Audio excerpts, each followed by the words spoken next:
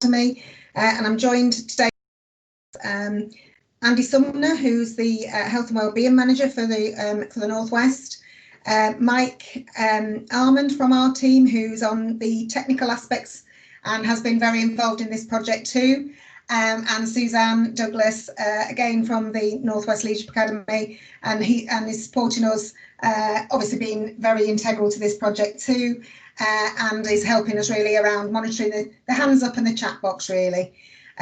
Just to let you know, we are recording this session just so that it can be used again and other people will be able to actually understand what was discussed and what we've said. And I know it's obviously part of this whole series that Greater Manchester are putting on during their Workforce Summit. So I think it's been a great way of really getting to know the work that's going on in and around all of the aspects of workforce. So welcome today. Usual format, if we can keep our microphones on mic when not speaking, please take advantage of the chat box. We are going to have some interactive sessions, and again, you know, some of that we will take some comments from you, but actually if not able to take everybody's comments, it's great to still capture those in the chat box. So if we can do that as we go along.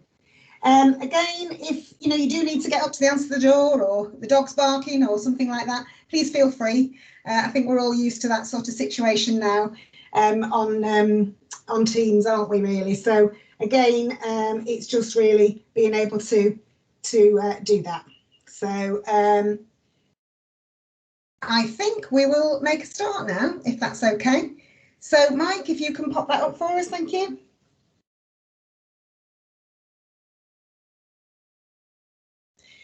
So today we're here to talk about leadership through the lens of health and wellbeing. We're going to hear a bit more about the wider health and wellbeing agenda, but I think the main focus of this session really is how do we create the leadership that really promotes a culture and an environment where health and wellbeing is promoted. I think, you know, it's always been really necessary, and we all know that part of working in high performing teams is when you have a really great working relationship, you can have good work-life balance, you know the work that you've got to do, there's a clarity about that, even in times of ambiguity, etc. But I think, you know, it's never been more crucial, I think, than in this last period, really, since March and obviously the arrival of the pandemic. And I think, you know, it's been a difficult time. The first wave was difficult. And then obviously just more recently, I think not just because of the managing the COVID aspect, but I think because we've been in the middle of restoring services as well, you know, with staff that are really tired. So I think it is an absolutely crucial agenda, and we're really interested to let you know some of what we've been learning around this agenda really. So Mike, if we could just go to the agenda, please. As I say, we've done the welcome. Scene setting, I'm going to invite Andy in a moment just to talk about some of the national approach around the health and wellbeing.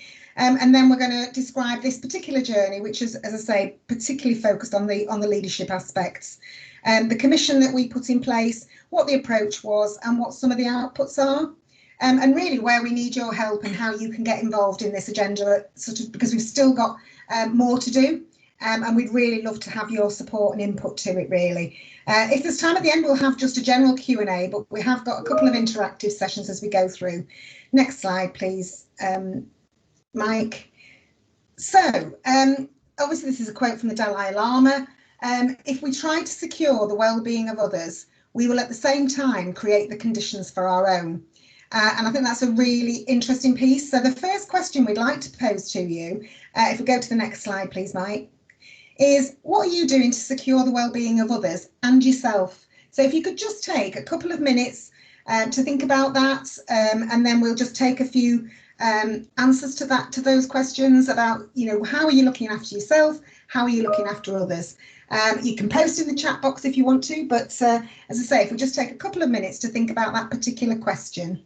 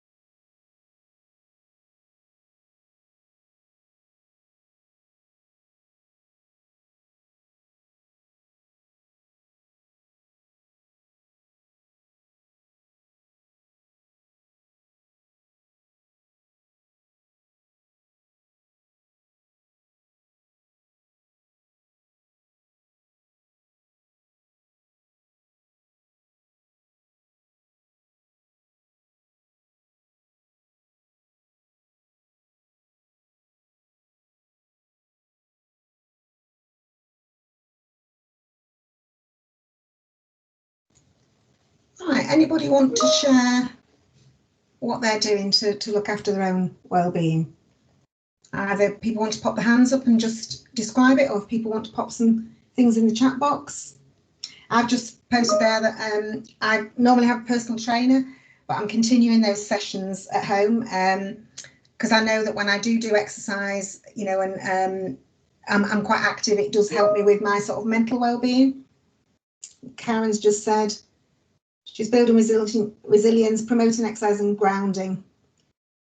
Oh, Donna's on. That's great, Donna, to hear. What else have we got? Yeah, Suzanne making time to connect with others, taking regular walks. I think it's important, isn't it, Andy, as you say, checking in with colleagues and how they're feeling. And I think it's the sort of thing we'd normally do, you know, in the office generally, just in passing. And I think it makes it harder when we're working virtually. Not everybody is working virtually. Some people are still working face to face, but I think it's really important, isn't it? Yeah, and obviously there's lots in place within organisations and regionally and nationally around counselling services, psychological support. Yeah, I think that's an important one about finishing time, isn't it, really? Where you actually do stop working, because it's very easy if you are working at home for it all to blend into one.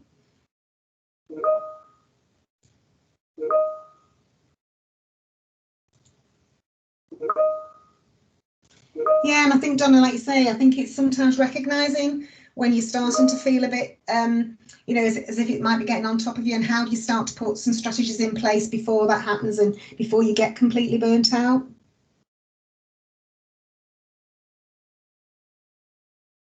Great.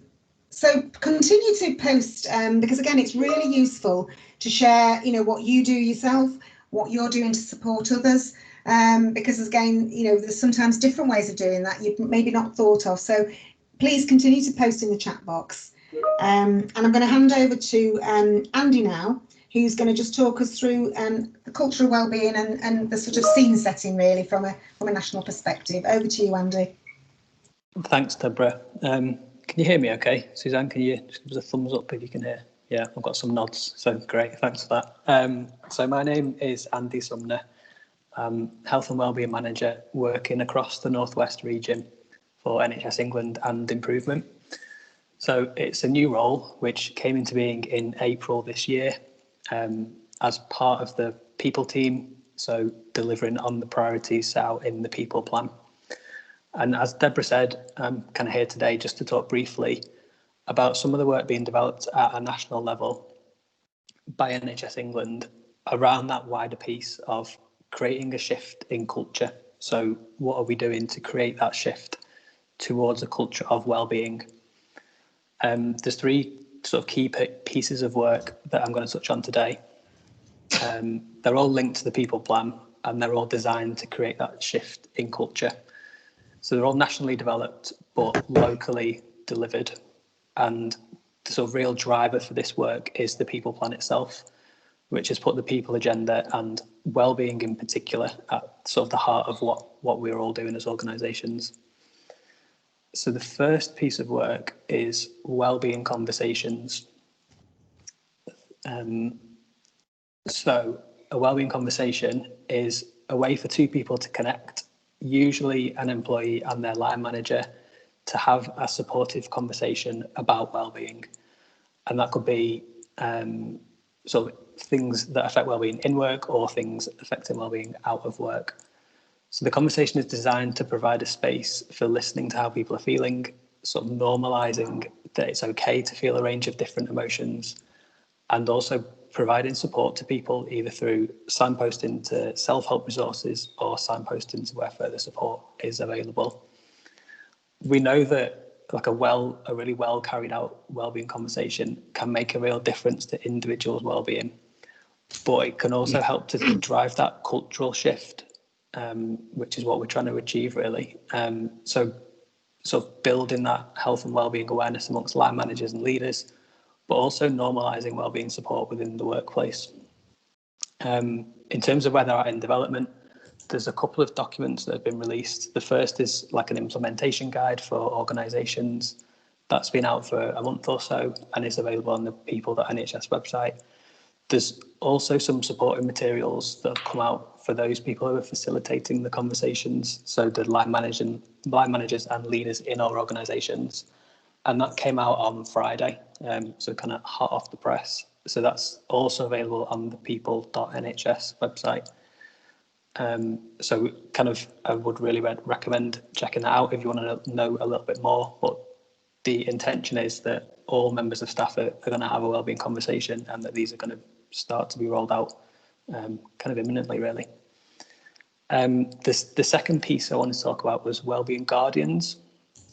So this is a role it's kind of, the specification has been written and it's currently being signed off now by NHS England. So it's a board level role, and a wellbeing guardian is basically a board level champion and executive lead for wellbeing. So it's a role that's out in the people plan, and it's essentially aimed at strengthening board level leadership for wellbeing. So it's expected the role will be taken up by an existing executive director, aligned with a non-exec director, and the purpose is to provide that assurance to the board that the organisation is a wellbeing organisation. The intention is there'll be a wellbeing guardian within all organisations, and that all NHS organisations will implement this role over the next 12 months. And again, one of the real purposes behind this role is to create that shift in culture towards a culture of wellbeing by putting wellbeing on the agenda at board level. Where that's at in terms of development, as I said, the guidance is going through our sign-off process and is sort of due out within the next couple of weeks, certainly before kind of Christmas and the end of this year, with the intention of organisations taking this role up in the next 12 months. The third thing that I want to talk about is the health and wellbeing framework. So there's an intention to refresh this in the new year. So some of you might have already heard of the health and wellbeing framework. It's a diagnostic tool that currently sits on the NHS employers website, and it's a diagnostic that helps organisations to improve staff health and wellbeing through focus on a range of different areas.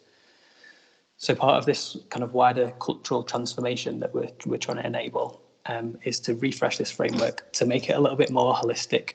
So to expand its focus from just being on the sort of cost of impaired wellbeing, so things like absence and turnover and vacancy rates, to become a little bit more holistic and focus on things like leadership and culture, the things that we know drive wellbeing within organisations and aren't the sort of symptoms of impaired wellbeing. So the plan is to do a refresh of that early 2021. That'll be released through NHS employers and through NHS England as well. So that's going to be happening early next year. Hopefully that's been a useful, if not whistle-stop overview of some of the sort of cultural transformation pieces that we're trying to deliver through wellbeing at NHS England. Clearly there's a lot of overlap between this work and the work that sort of Deborah and Suzanne and the rest of the team are doing around leadership.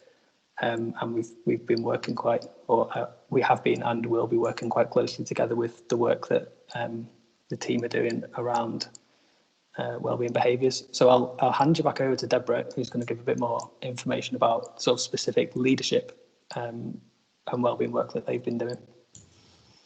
Thanks, Andy. And I think, as you've said, Andy, it's sort of building on the work, because we know that there's been some fantastic work happening in organisations anyway over the years, really. And I think the main thing about that, I think it's just the commitment at that sort of central level.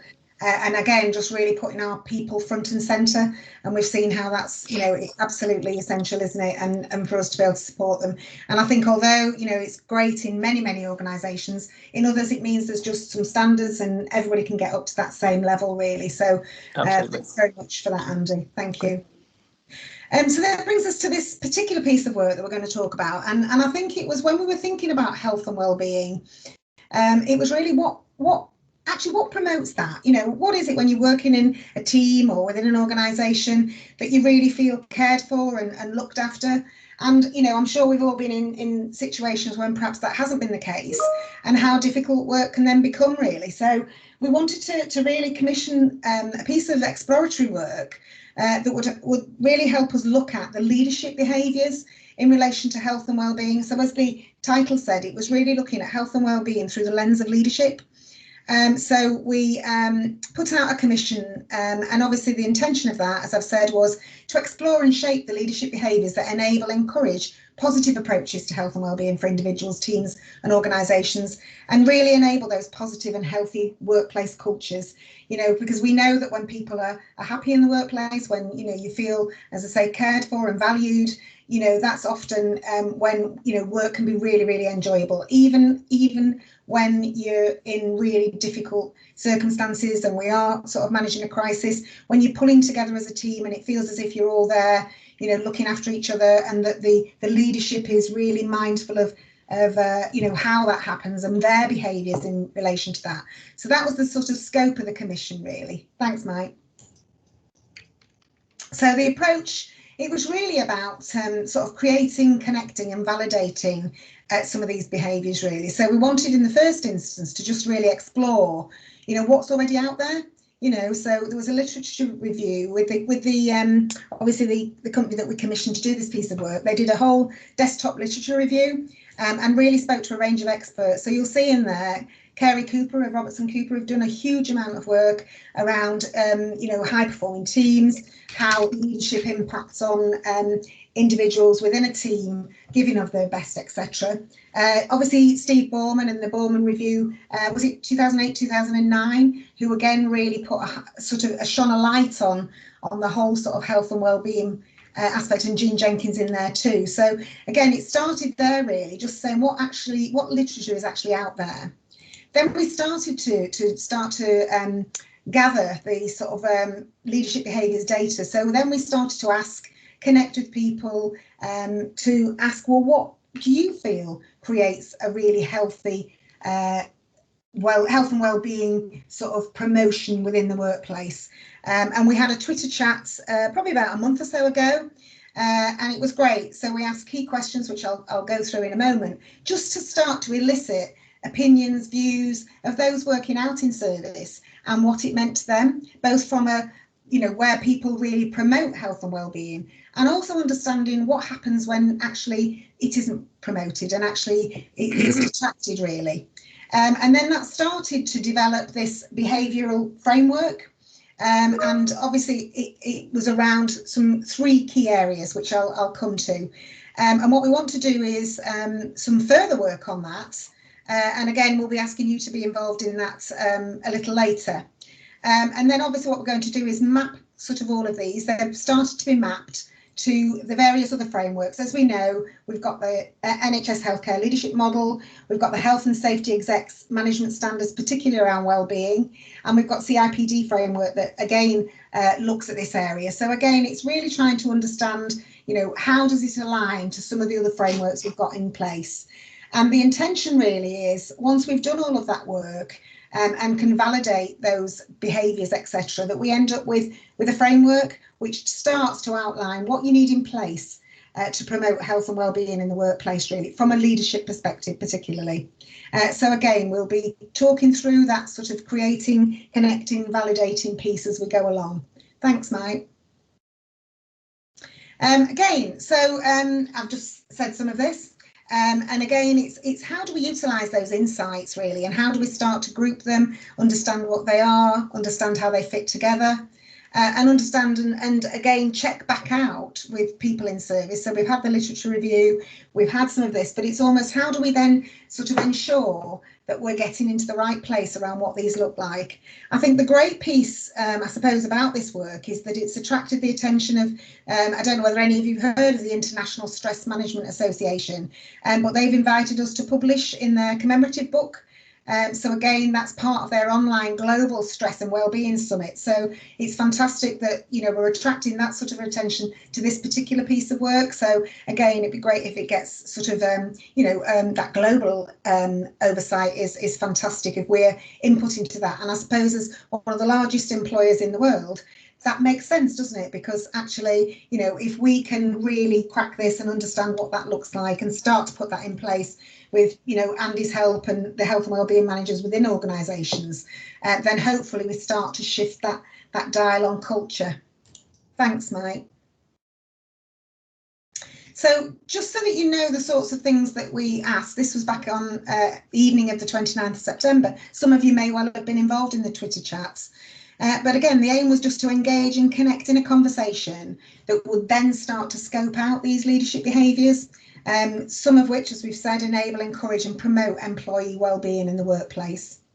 So some of the things were around what leadership or management behaviours positively impact on health and wellbeing at work, what leadership management behaviours negatively impact. And again, I think it's important to understand that, because it's great to know what we're trying to go towards, but sometimes it's actually about moving away from. And again, we need to be able to identify both, because if we're seeing some of those sort of behaviours that don't promote this, then how do we then start to tackle and I suppose engage and develop people in understanding, you know, how that does impact on a team's health and wellbeing and individuals within that team. I think just as we asked at the beginning, really, we were wanting to know what things do you do personally that positively impact on your health and wellbeing, because I think sometimes we may be looking to the organisation to provide support to us, which I think is entirely appropriate. But sometimes it's about, you know, what we do for ourselves, isn't it, really? And one of the programmes that we run through the North West Leadership Academy is very much about your own lifestyle.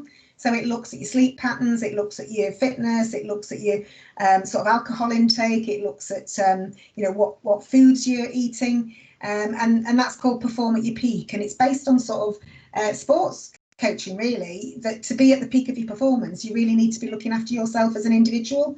So again, I think it's really, really important, I think, for people to, I suppose, have some responsibility themselves about how you're doing that for yourself. And I think in this environment, sometimes it's even harder.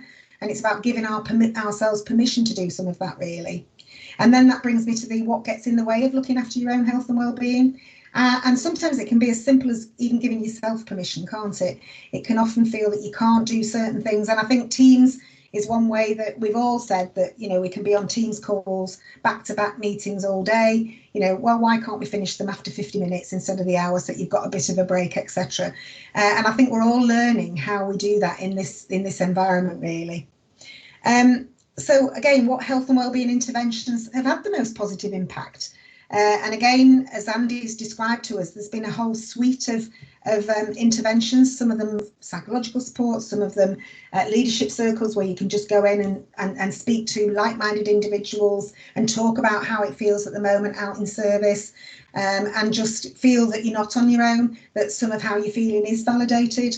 And again, I think what we see sometimes is, you know, in a team, you can be at different stages at different times. And it's how do we start to recognise that? Because one day you can be feeling fine and another colleague is actually not feeling so good that day. And it's how do we actually really recognise some of that and put things in place that really positively impact on health and wellbeing. And again, we're really interested, as I'm sure Andy is, because as he says, we work very collaboratively around this agenda. But what could the NHS North West Leadership Academy do now and in the future, again, to support the development of healthy leadership, really? So those were some of the questions. So when we get into seeing some of the detail of this, it came from these sorts of questions being asked of a whole range of individuals within that Twitter chat. Thanks, Mike.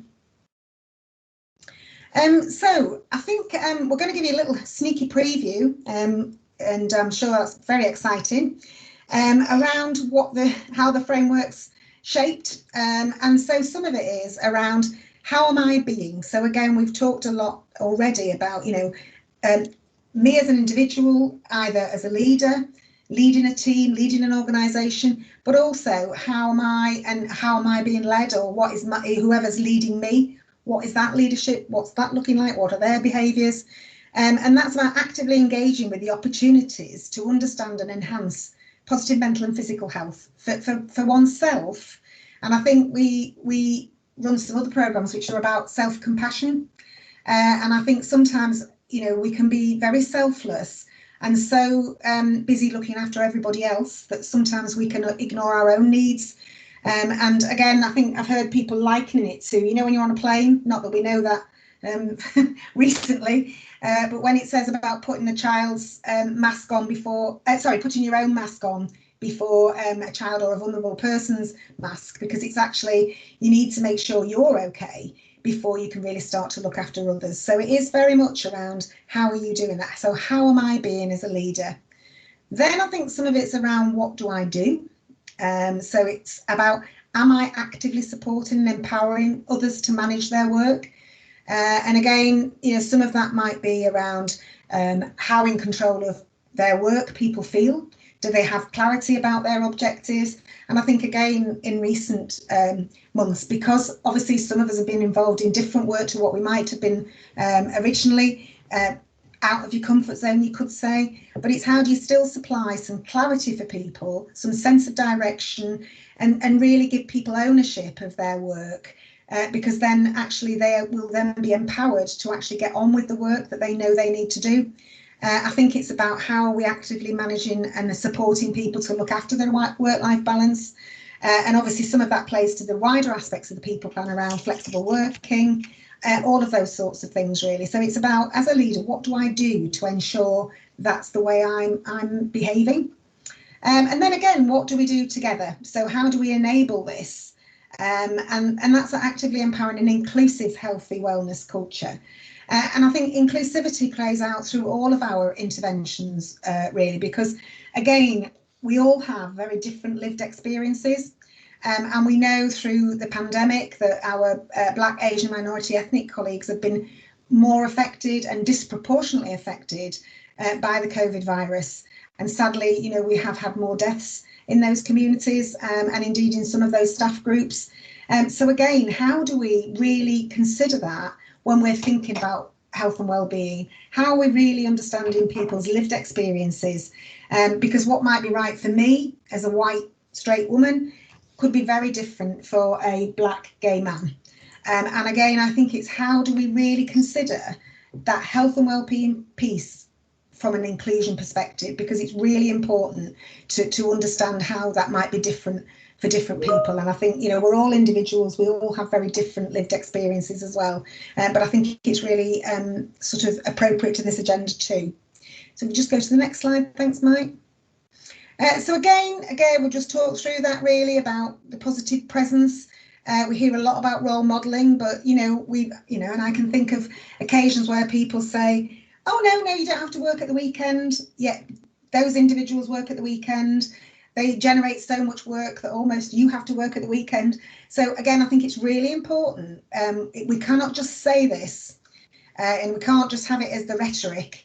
We've got to be modelling it, because actually if our teams see that we are taking time out for ourselves, we are looking after ourselves, we do have self-compassion, then it means actually that's okay, because that's how we do it around here. And that starts to shift that culture.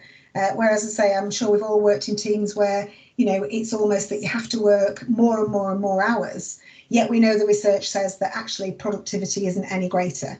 And actually, when you look after yourself, you take time out in the day, you come back and you're far more productive. Again, we've talked about leading the task, and that's again about clarity and objectives and ownership. And then again, it's that how we enable and do together around really caring for and developing others, and how we're relating to others. And again, that comes back to that inclusion piece and understanding, somebody's journey and who that person is, because I think the other piece that I think that's been really difficult about the pandemic is this isn't just something that's affected us in the workplace, or in our professional lives. It's something that's impacted on us in our personal lives. So it's almost as if there's no getting away from it. And so actually, I think it's even more crucial, both at work and at home, even if that's one and the same. We're really caring and looking after each other and our families, really. Thanks, Mike. So I'm not going to go through each of these, because obviously you can access the slides afterwards, but this starts to give you an oversight really of some of the things that were coming out that contribute positively to employee well-being, and then you'll also see there where there's certain behaviours that can contribute negatively, and again, if we just pick one or two, being open, honest and transparent. And I think we hear a lot about the word authentic, but I think we all know when people aren't necessarily being authentic, because you can feel an incongruence. So somebody might be saying something, but the whole way that their behaviours and actions are doesn't feel congruent with what they're saying. So again, there is something, as the next one says, about walking the talk. Again, on the negative side, if we lack empathy, and again, some of that is really difficult when we ourselves, because I think that's the other thing to remember, that you know, everybody, no matter whether you're a leader leading an organisation, a leader leading a team, we're all dealing with these same sorts of stresses. So I think when we go to the piece around enabling others, it's a two-way thing, isn't it? Sometimes, you know, our teams might be in a really great place, and actually that day you may not be, and you need the support of your team. So I think it's sort of looking at it in the round. So I won't, as I say, I won't go through all of these now. I'll leave you to have a look at those through the slides. But that's the being. Here we are around the, you know, what do I do? So again, that's, as we've said, being clear on values, expectations, setting objectives, being able to have a two-way narrative around that so that you can really get understanding and clarity around that. And I think especially when it's we're in a very uncertain, ambiguous time, it's really important, because what we might be saying to do one day can change the next. And it's actually, where is that ability to come back and say, well, you said this yesterday, I'm not sure it's the same today. How can we have that conversation so I can get some clarity and understand, you know, where I need to put my energies? One mic, please, which is again around the enabling. You know, I think it's really interesting about that top one there, about connecting to the wider meaning of their work. And I think, interestingly, I think whether you're working in a front-facing, in a patient-facing role, or whether you're working in more of a support service, it's really important to be connected to the shared purpose of what we're all trying to do. And I think that's what we saw in the first wave of COVID, wasn't it? When everybody came together, things that hadn't shifted for some time really shifted. So again, it's just how do we enable and do that, and where is the leadership to make sure that continues? Thanks, Mike. So we've got about, if we take about 5 minutes, well, maybe 3 to 4 minutes, just having listened to some of that, and obviously you shared some pieces at the beginning. What's resonating with you about healthy leadership, and sort of how do we promote this? How do you see healthy leadership in your organisation, in your leaders, in yourself? Just spend a minute or so reflecting, and then, as I say, if anybody wants to speak up or pop in the chat box, just think about what's resonating with you. How do you see it in your organisation, in your leaders and yourself?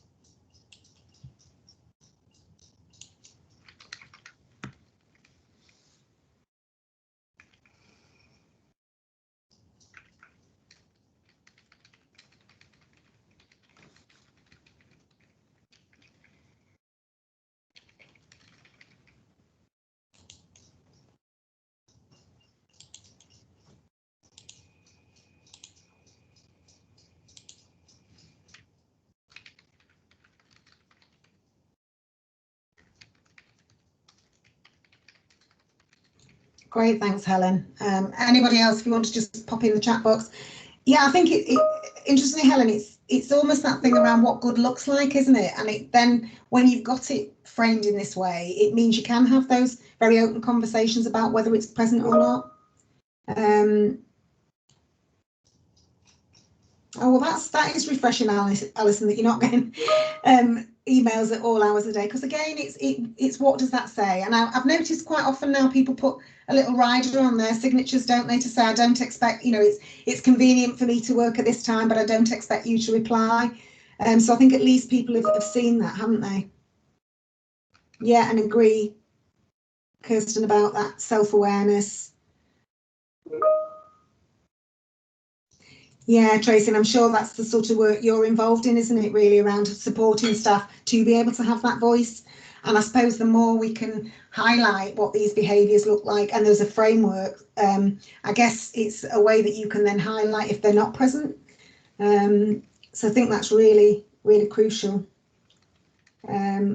And again, I think it's that, Karen, as you say, and somebody else said about self-awareness, I think it's important that we are aware of our own behaviours and also that we're all human. And sometimes, you know, for you know, the stress gets too much. But I think it's if you've got a culture where people are enabling each other, then actually, you know, staff can ask, are you okay? And instead of sort of retreating, people come and say, actually, I can see you're stressed. Is there something I can do to help you? And I think if you can have that type of culture, because sometimes it feels, especially if it's a senior leader behaving in that way, as if, you know, you can't do that. Any other thoughts? Anybody want to reflect anything else? Yeah, absolutely linking to compassionate leadership. And again, that's what we're striving for, isn't it? Inclusive, compassionate leadership, you know, in all areas of the organisation and system. So, and whether that's at national, regional, system or local level, really. Yeah, leading by example. And I think that delegating and empowering each other is really important, because sometimes actually, you know, people might think, actually, I can't delegate that. Perhaps it's putting too much burden on that individual, when actually it might be really stimulating for that individual to have some additional piece to do. And so again, I think, what's that phrase? What one person's stress is another person's stimulation. And again, it's about knowing your staff and understanding your staff, and negotiating with them around those things, isn't it, really? So thank you very much. Continue to post in the chat box, and I'm just going to go to the last few minutes of the presentation. So next slide, please, Mike. So this is the part where we need your help, please. We've got some voting on that. The frameworks that we've just previewed with you. We've got a survey going, so we'd really, really like to have your thoughts around those behaviours and perhaps sort of ranking them and that type of thing. So there's the link to the survey. So we would really, you know, you engage with that, because again, it's how is this being shaped up by people out in service, and really that it's real for people. So really great if you could do that. And then the other thing that we'd really like you to be involved in as well is we've got another Twitter chat on Tuesday the 24th of November between 6 and 7. I don't know how many of you are on Twitter. But it's great to take part in these Twitter chats, because, you know, you answer from your own perspective and then you see other answers, and then it provokes thinking. So actually, even taking part in it, it starts to expand your thinking into areas perhaps you wouldn't normally have gone.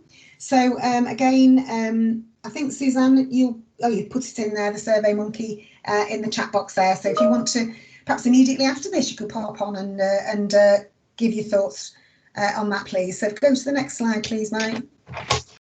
So this is just any Q&A now. So anything anybody wants to ask? When will the slides be available? I think they're going to be posted onto the Workforce, I'm trying to think what the title of it is. The Workforce Futures Centre, which I think houses, that I think Suzanne's just popped in the box there, so you'll be able to go on and access these slides, plus some background literature as well, Suzanne. I think that was right. It's almost like some of the other reports that feed into that. Is that right? Yeah, it's correct. The session slides and the literature review will all be saved in that Workforce Summit straight after this session. The link's in the chat box. Fantastic. Any other questions at all? Again, if you wanted to tweet out today anything that's been of interest to you, I'm very aware that it has been a very whistle-stop tour. There's probably lots more that Andy could tell us about the work he's doing in the region and across the region. But it's just been great to be able to share that with you. And hopefully when you see this, as it goes even further, that you start to promote it within your own organisation. But thank you very much. Anything else, Suzanne, Andy, Mike? No, thanks, Deborah. It's just to comment that there's lots of thanks coming through. Great, thank you. And then this just really shows you the resources that exist at the moment. So that takes you through to the Our NHS People, which is the national site, and it's actually broken it down there so you can see the different types of support that are available. For our executive colleagues, there's a suite of exec offers. There was a sense that some of our most senior leaders didn't feel very supported, so there's been an offer worked up for them. And then we've got our NHS North West Leadership Academy virtual offers around health and wellbeing as well that I think supplement and complement the other areas. So please do go in and have a little look around all of those, because they've been very, very popular, and we've had some great feedback on those. So thank you very much. I think the last slide just again reminds you about the Twitter chat. But it's been lovely spending time with you, and look forward to us engaging again in the future. Thanks, everybody.